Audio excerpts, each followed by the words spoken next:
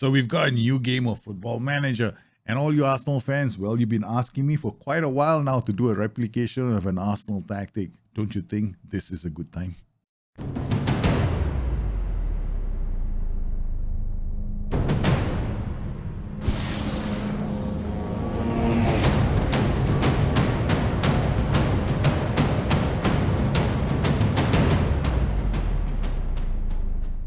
Everywhere I look right now, I see smiling Arsenal fans.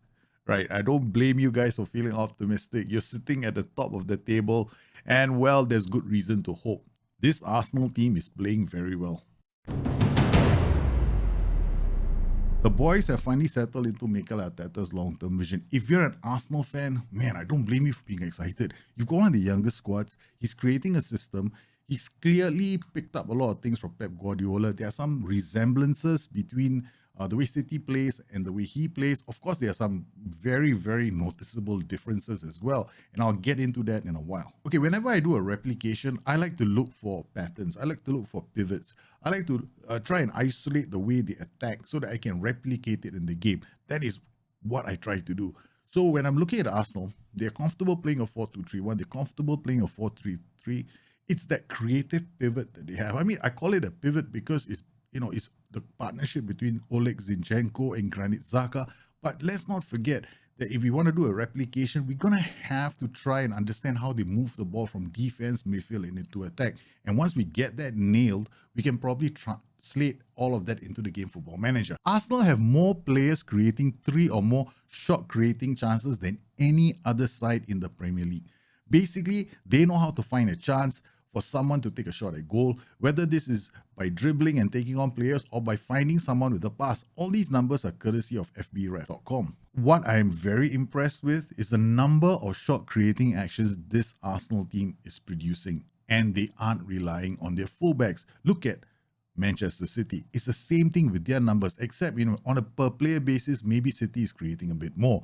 That's understandable considering the quality of their City side.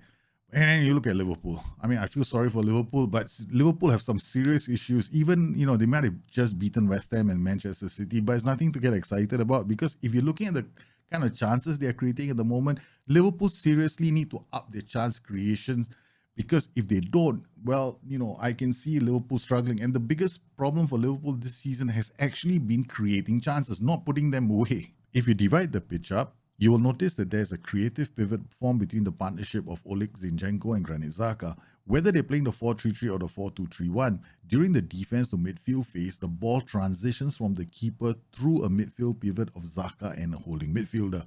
Then the ball moves from midfield and then it enters a creative phase. This is where you see Oleg Zinchenko move into the middle of the park.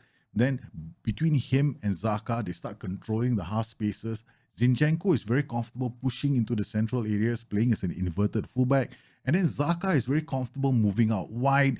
Together, these two players have got fantastic passing ranges. They can play diagonals across the pitch out to the wingers. The wingers can either attack the area, driving in with dribbles, or they can play another diagonal from the flanks to the opposite side. And there's a player like Martinelli on the end of it trying to score a goal.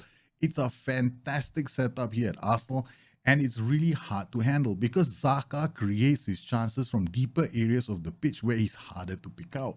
Arsenal are extremely comfortable shifting between a low, mid and a high block. There's no problem with this Arsenal team. They don't have to stay on one block all the time. Because of the way they've been set up, they can sit back deep and hit teams on the counter, or they can go camping, and this is where Gabriel Jesus comes in. The signing of Gabriel Jesus as an F9 has now given Arsenal the chance to do vertical movement in the final third. Whenever Jesus drops back, Xhaka can push forward, and then they can attack the flanks. They can use the half spaces again to create space on the opposite flank. If I'm going to replicate Arsenal, I'm going to have to replicate these transitions because I'm the kind of person that hates it when I can't get something to work in Football Manager.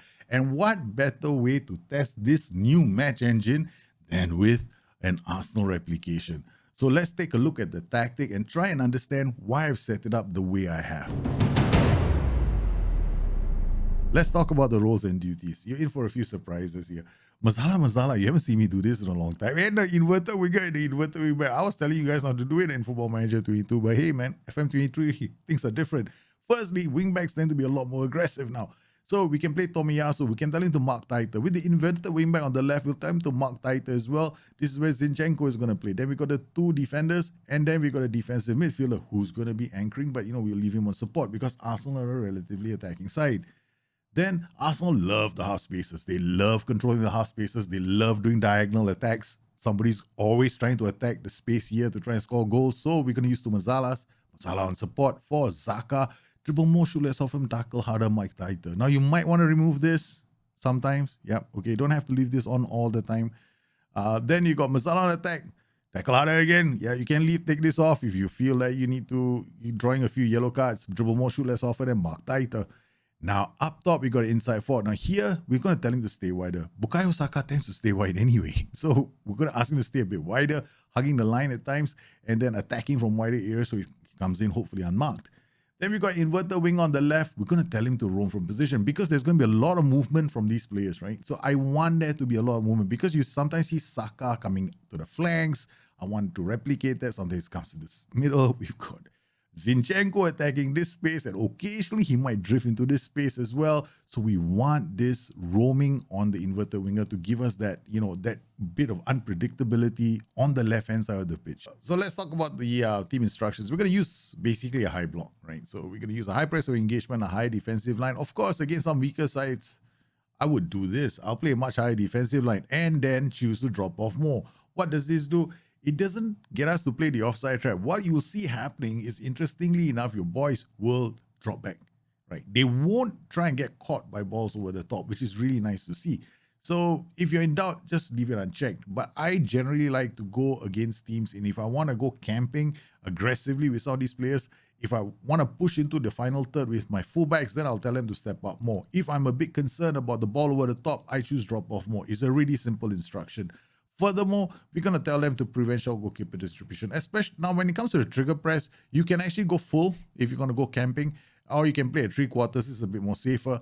But generally, the way the trigger press works is really simple. Whenever an opposition player loses control of a ball, that is a trigger. So what you're trying to tell your players is, all these players have their own zone of influence, right? So they're doing zonal marking. So whenever a player enters a certain zone, when you maximize this, you're basically overlapping zones as well. So if a player makes a mistake, maybe two of them will see the mistake happen, if two of them are going to try and go and take advantage of it.